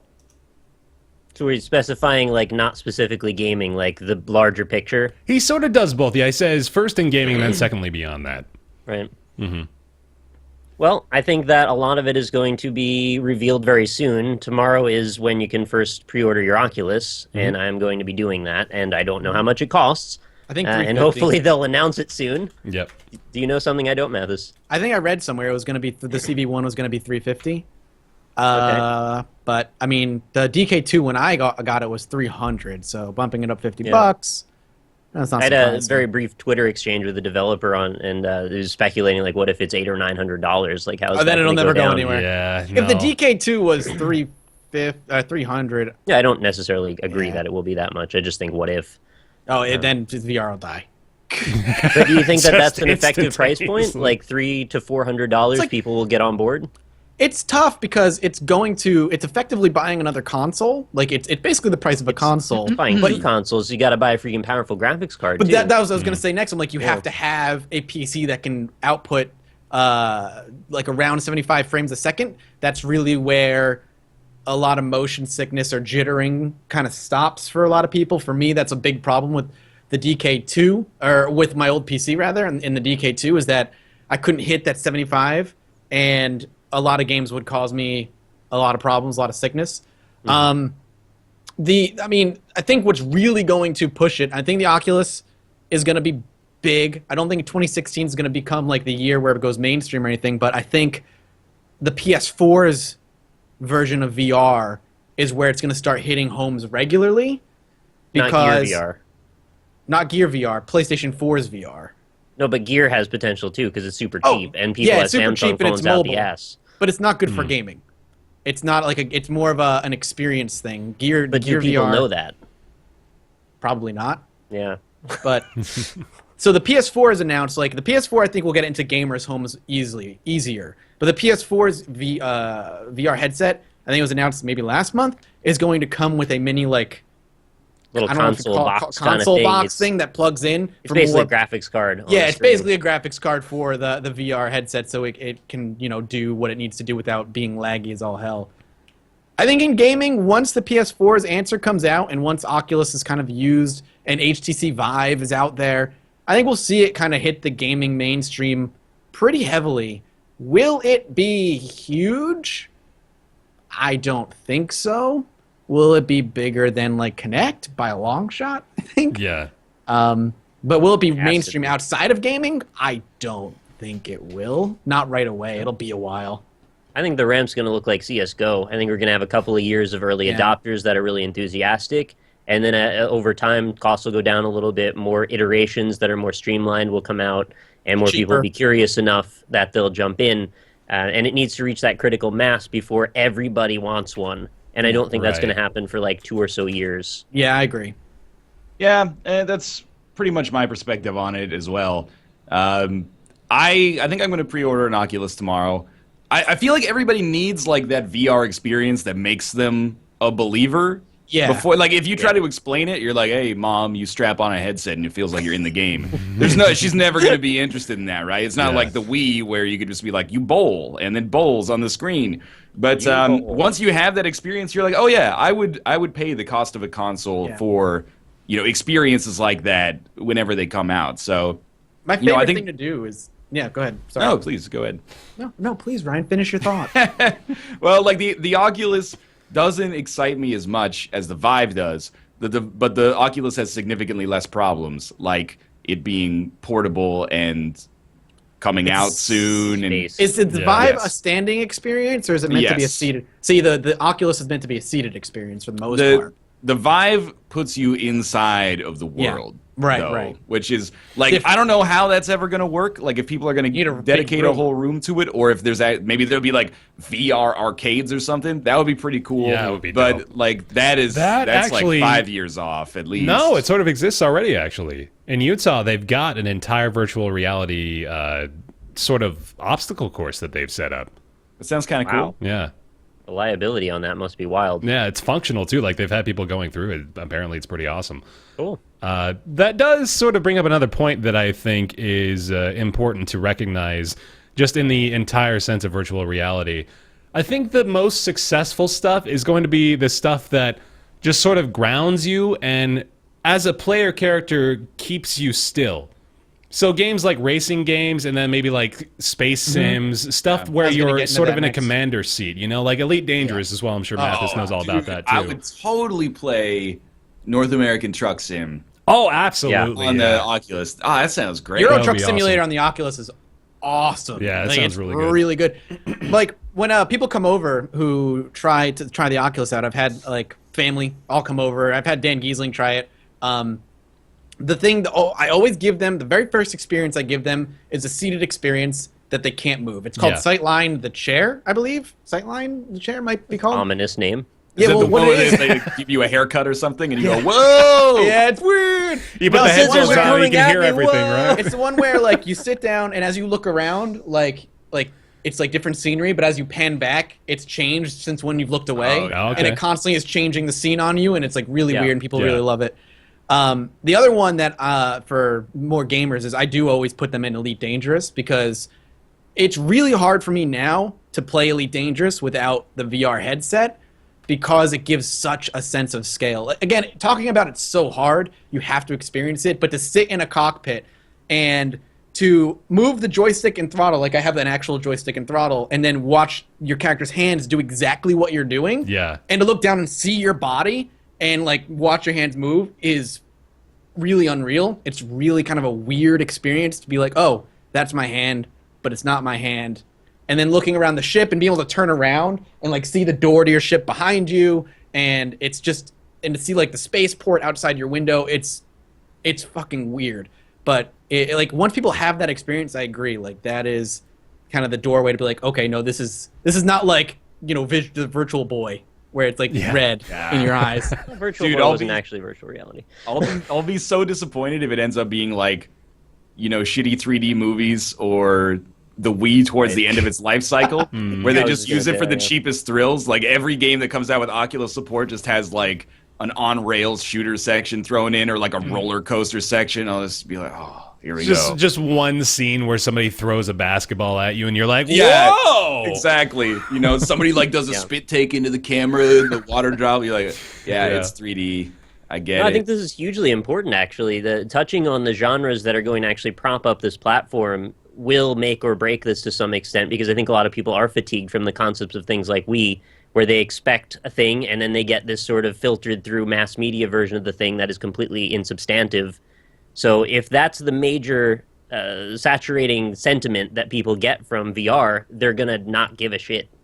So we need to, it needs to be a thing that these are actually quality experiences that are easy to access, things that are well known by people, and play to the strengths of VR and aren't just quick one-offs that you put VR in the title of the game and you move on. Yeah, I mean, those will exist, but I think, again, I haven't played Elite in VR in like 6 or 7 months, but even when I played it back then, it's a wild experience. It's so weird. It's really cool.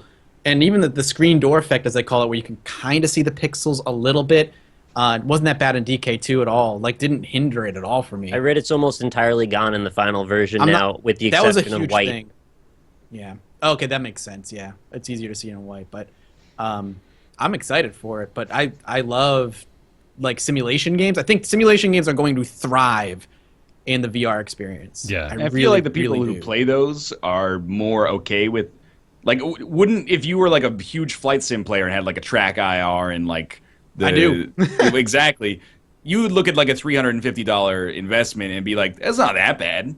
You know, if I was because you're getting going to get a ton of use out of it. you can use it for everything, right? If I was buying like a good set of pedals and like the joystick and throttle, that could be up there for sure, right? And it seems like the Oculus is more ubiquitous than that. So I think, you know, those people are going to be the early adopters that have a chance to kind of drive it forward. But I do think my experience with VR so far has been that it's word of mouth. You kind of have to experience it for the first time in order to actually understand why it could be important. And I do think there is a risk of people just not caring.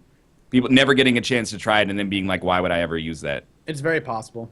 I've sort of had not terrific experiences with VR up to this point, to What be have you honest. used? I've had it for Race the Sun, and I used it for Keep Talking and Nobody Explodes. But that was admittedly for a build that was a couple of years old, so maybe that was part of the problem.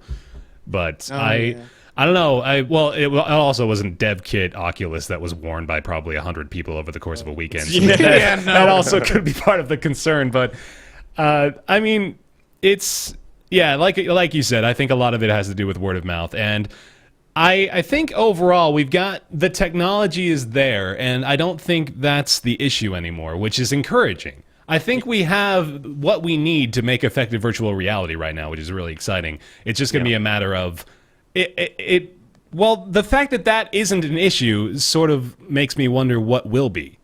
It'll be like the marketing, I guess, is going to be a huge part of it, the comfort of the headset, and then just the accessibility of games that actually make good use of it. So it's up to the people making the products for VR rather than the people making the VR itself at this point, in my opinion.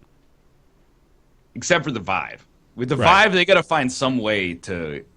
People are not gonna, if they're not gonna buy a headset to put on their head that makes them look a little silly in the privacy of their own home, they're not gonna wire up a bunch of motion tracking cameras. They're not going to get the ceiling. fucking Omni 6-foot circle that tracks your full body range of motion set up inside their living room. Oh, that either, like right? the treadmill? Yeah.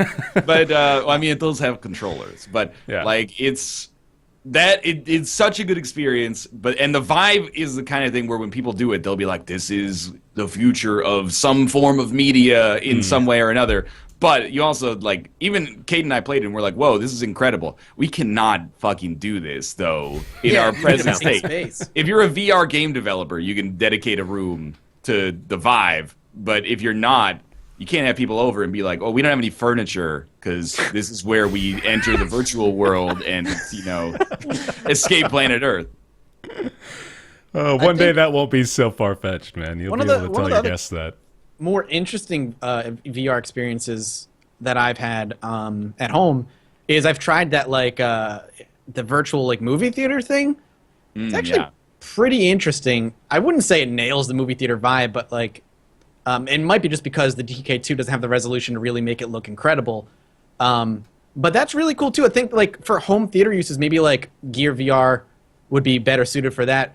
But home theater uses of just sitting down and watching a movie on a big screen in front of you could be. I mean, it was kind of cool when I did it, and I could see it being even better as the tech gets better.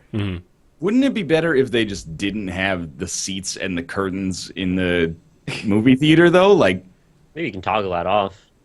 I mean, it feels like that's something you get rid of. it'd be like a bigger screen if they just didn't have that stuff taking space. Yeah.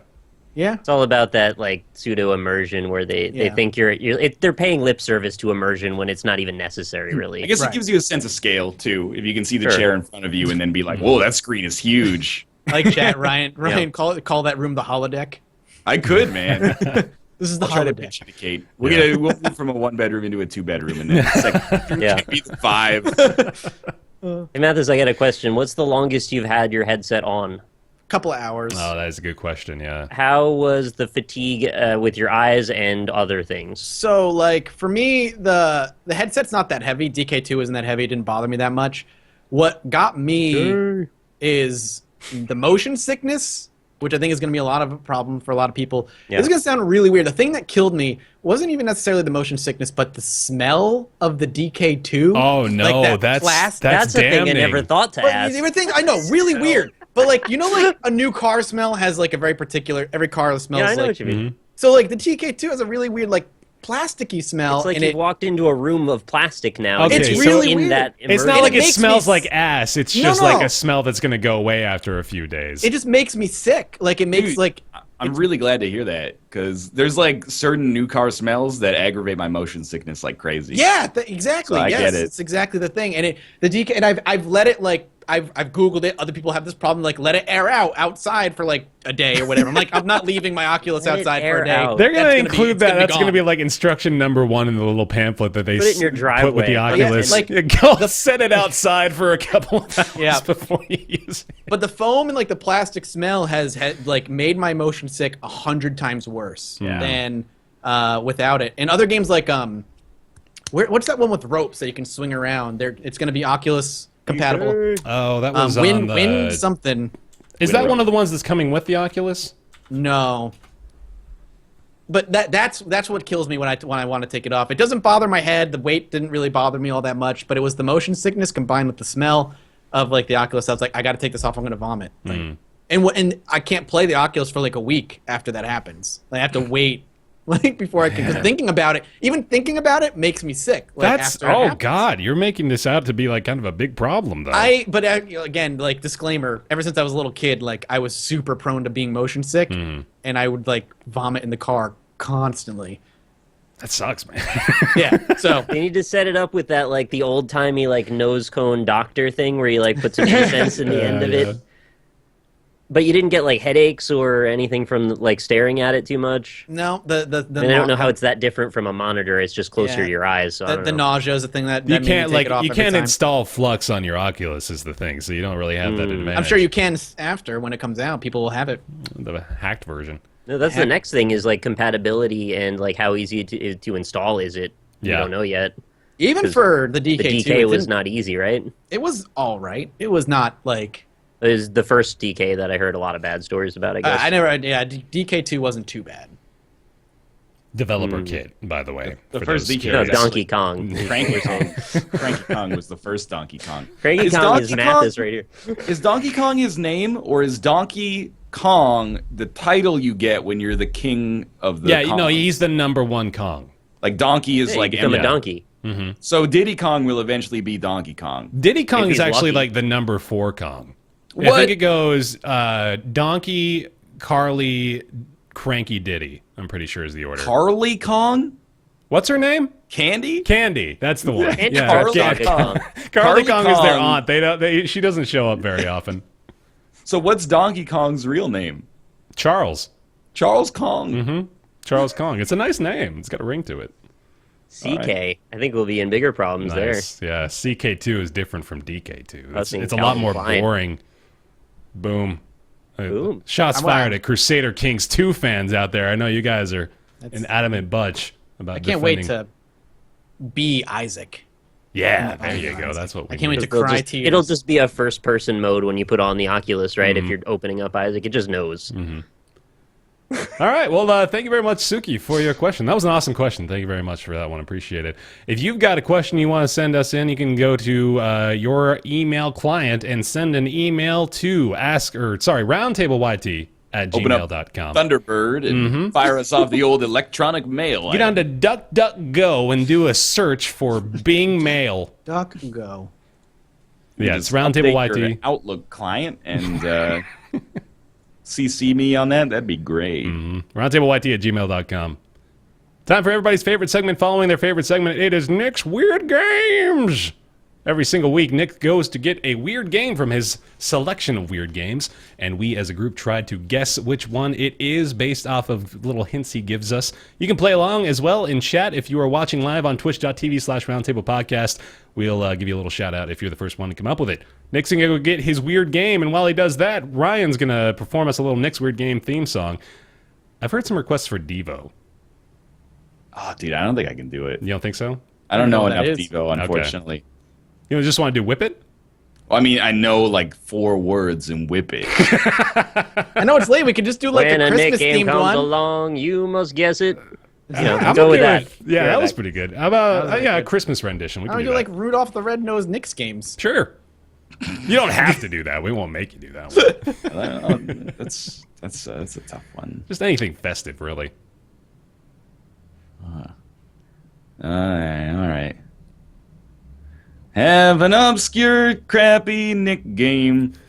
Came out for the Saturn.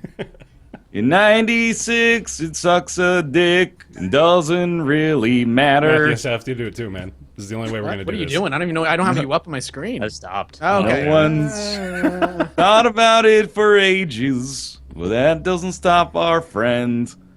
He'll get the game from his bookshelf that never seems to end. Yeah, Hey! nice. That was good. That was good. Thank you. I tried. All you right. know.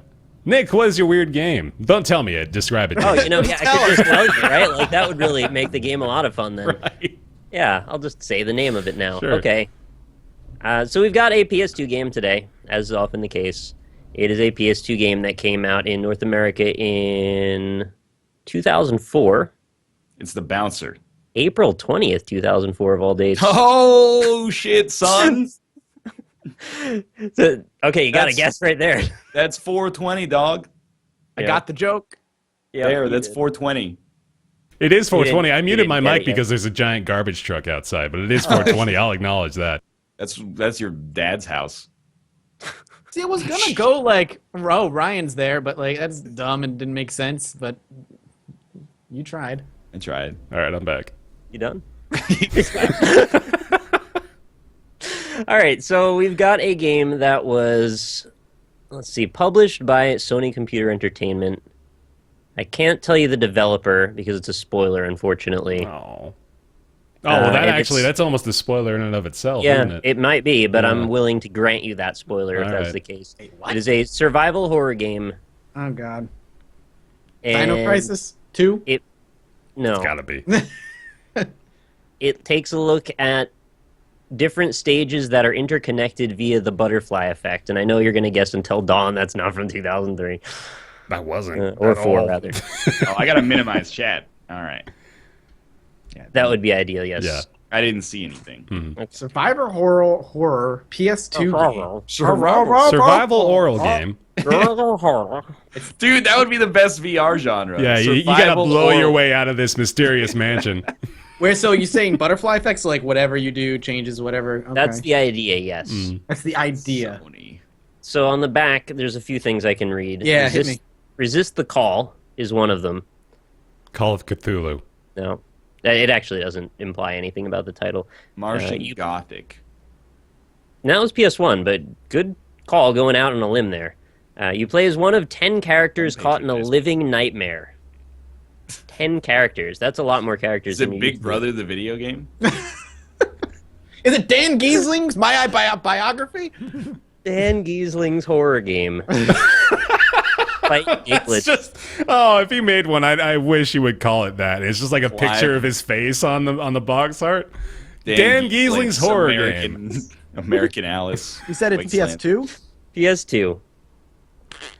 The back of the box says S-Force. I Who's don't know the- who that is or Give what. me the That's not developer. hard. I think we need the I can't give you developer. the developer. I can't do it. Oh. I think I don't know S-Force who- is probably like a middleware company that made like the lighting engine or Yeah, something. that's probably right. What the fuck? Okay, I'm going to give you the formational bit that you either make or break from. Okay. Okay. You have 3 days to learn how their paths intersect, the 10 characters, I mean, 3 days. as they try to stay alive. Survival depends on your ability to sight jack. Or Oh, the- okay. to see- Wait, yeah, I it's thought that was a PS3 game. Well, I could explain that after you guess Okay. it, but it's Siren. definitely on PS2. Oh, you just said it. Yeah. Okay, got yeah, it. you're right. I knew what you were saying. So you said Sight Jack. It made I thought What that is What was was it? Siren. Siren. That's a PS2 game? I've it was seen that PS3. before. Don't believe me, it's right there. No, I know obviously, but like I thought it was. I There's a explained, disc in 'cause- everything, I promise. No, Yeah. explain to me. Did they re-release it? Yeah, so they made a second iteration that was, I guess, a spiritual sequel reimagination of it on PS3. That was like a PSN downloadable version. Yeah, that's the one I know. Known as Siren. Forbidden Siren in the PAL regions. Oh, that's the problem. Mm-hmm. I didn't know you were talking about Forbidden Siren. Right, man. Yeah, we didn't get it until then. I will Mathas not got it. rest until video games don't show up in the other media and arts category on video game when you search Siren. Film and television has its own category, yet we're lumped in here with the magazines. Other media.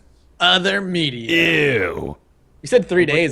Chat's like Majora's Mask. I thought Majora's Mask too. Yeah. I'm looking up through here. I think our winner today is, I see Acid Penguin is probably the first. Mm-hmm. Do you Nice. see any others? I don't. It's the earliest I see. Congratulations, you get to Congrats. come back next week and launch again.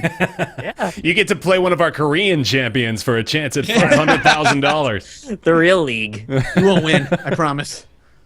All right. Well done, Mathas. We get another This point. is so PS2, man. Rather than employ traditional facial animation methods with polygonal transformation, images of real human faces were captured from 8 different angles and Oh, the emotion superimposed shit. onto the character models. 8 angles, dog. What? That means if you were the face only changed every 45 degrees. That's horrifying. Oh, God. That's awesome. That's the PS2, man. That is awesome. All right. Congrats, Mathas/us, for our Us, accomplishment. we did it together, friends. That's right. And that is going to do it for this episode of Roundtable Live. Thank you very much, guys, for tuning in. If you're tuning in live with us here on twitch.tv/Roundtable Podcast, I want to give a big shout out to our Patreon supporters over on patreon.com/roundtable. Still going. If you'd like to support the show, that is by far the best way to do it. Even $1 a month helps. Go over to patreon.com/roundtable to support. I want to thank this episode's contributors, which include and are not limited to Christopher Flagg, Matt, Air Force Balls, Alexander Spillman, General Crunk, Jonathan Graham, Julian Abelsgard, Kevin Birkland, David Bradley, Gish Vandervet, Logan Ray, Smurfette, Super Monoman, Mediocrities, Myth Scarab, Zur, Simph, Kevin L. Cy, Kangaroo Walker, Ignacio 0891, Brizzlebrip, Casey, Positron, and Justin. Thank you guys very much for your continued support on Patreon. Really appreciate that. Go rate the show on iTunes if you're listening over there. 5 stars helps us out a lot, as well as downloading the show on SoundCloud. And go over to the subreddit. That is roundtablepodcast.reddit.com to discuss today's and other episodes. Also, feel free to check out our YouTube channels for the VOD. If you missed any part of the show here, you can catch it over on 3 of these 4. These ones, including me, if you want to go there. And that is it. Thank you guys very much for watching the show today, and we'll see you next time. Goodbye. Bye, guys. Peace.